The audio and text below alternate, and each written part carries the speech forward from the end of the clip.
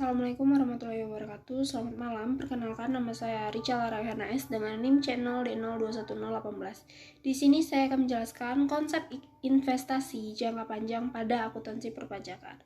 Untuk pengertiannya, tujuan investasi jangka panjang dan jenis-jenis investasi jangka panjang, contoh kasus. Pengertian investasi jangka panjang yaitu penanaman dana untuk jangka waktu lebih dari 1 tahun, pada umumnya jauh lebih lama dari itu, dengan tujuan untuk memberikan penghasilan tetap atau menguasai perusahaan lain. Untuk tujuannya, untuk memperoleh pendapatan yang tetap dalam setiap periode, antara lain seperti bunga, royalti, dividen, atau uang sewa, dan lain-lain. Untuk membentuk suatu dana khusus, misalnya dana untuk kepentingan ekspansi kepentingan sosial, untuk mengontrol atau mengendalikan perusahaan lain melalui pemilikan sebagai ekuitas perusahaan tersebut, untuk menjamin tersedianya bahan baku dan mendapatkan pasar untuk produk yang dihasilkan, untuk mengurangi persaingan di antara perusahaan-perusahaan yang sejenis dan menjaga hubungan antara perusahaan. Untuk jenis-jenis investasi jangka panjang itu ada tabungan, deposito, obligasi, saham, properti, reksadana atau mutual funds, investasi dalam dana, investasi program pensiun, investasi emas, dan investasi dalam aktiva lain-lain. Untuk jangka panjang dalam saham atau stok merupakan salah satu jenis surat berharga atau efek yang diperdagangkan di bursa efek. Saham diartikan sebagai bukti pernyataan modal di suatu perusahaan untuk melaporkan bukti kepemilikan atas suatu perusahaan. Umumnya ada 2 tipe dasar saham yang dikeluarkan perusahaan: saham biasa dan saham istimewa. Perbedaan saham biasa dan saham istimewa. Untuk saham biasa itu pertukaran harta atau sarana yang lain. PSAK nomor 13 buku SAL 1994 menyatakan investasi dalam surat berharga termasuk saham harus dinyatakan sebesar harga beli ditambah dengan biaya yang termasuk pajak.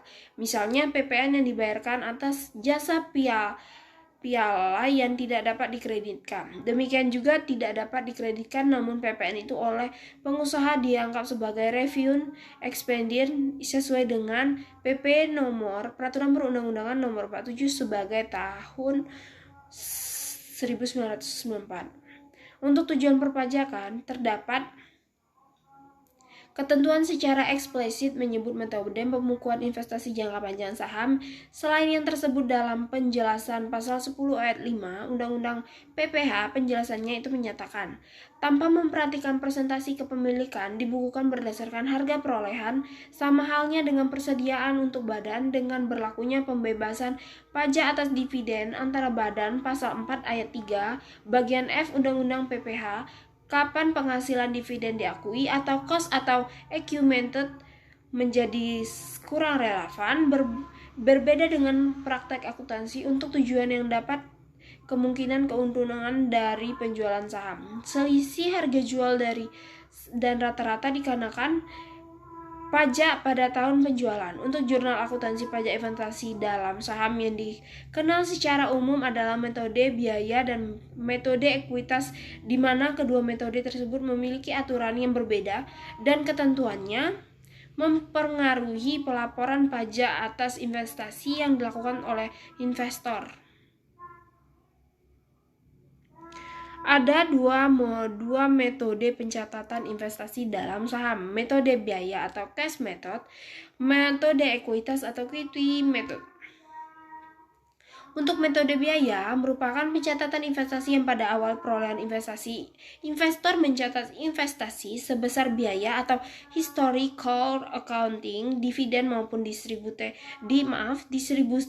laba dicatat sebagai penghasilan. Namun apabila dividen yang diterima melebihi bagian investor atas laba investasi, dipandang sebagai pemulihan investasi dan dicatat sebagai pengurangan investasi sesuai dengan pernyataan standar akuntansi keuangan atau PSAK nomor 13 tentang akuntansi untuk investasi.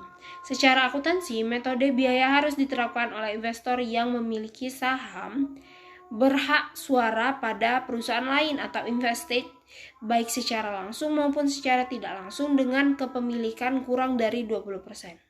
Sedangkan metode ekuitas atau equity method merupakan metode pencatatan investasi yang pada awal perolehan investor mencatat investasi sebesar biayanya, dividen maupun distribusi laba dicatat sebagai pengurangan atau akun investasi. Nilai investasi tersebut bertambah atau dikurangi dengan bagian laba atau rugi.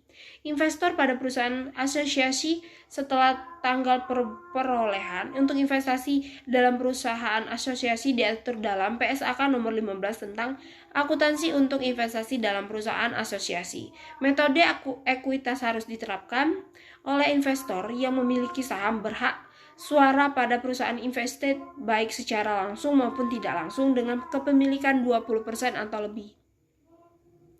Untuk penyatatan jurnalnya itu adanya transaksi.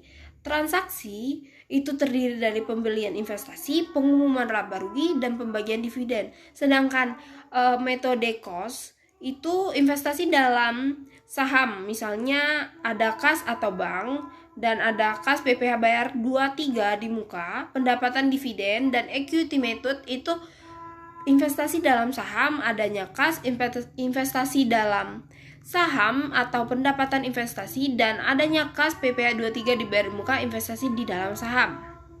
Investasi dalam jangka panjang. Investasi jangka panjang dalam obligasi. Obligasi adalah surat utang jangka panjang untuk tingkat bunga tertentu. Obligasi dapat dibeli sesuai dengan nilai nominal atau nilai kurs. Nilai obligasi sebagai investasi dicatat sesuai dengan harga perolehannya. Obligasi merupakan surat peminjaman uang yang akan dilunasi secara jangka waktu tertentu. Umumnya, obligasi memberikan penghasilan bunga dengan jumlah tetap kepada investor. Obligasi juga mempunyai hak atas pembagian keuntungan dividen. Penjelasan pasal 4 ayat 1 bagian G Undang-Undang PPh menganggap bagian keuntungan tersebut disebut dividen. Untuk karakteristik dalam obligasi itu adanya nilai nominal atau face value, kupon jatuh tempo, dan penerbitan atau emiten. Dan sekian presentasi saya akhiri dengan Assalamualaikum warahmatullahi wabarakatuh. Selamat malam, maaf.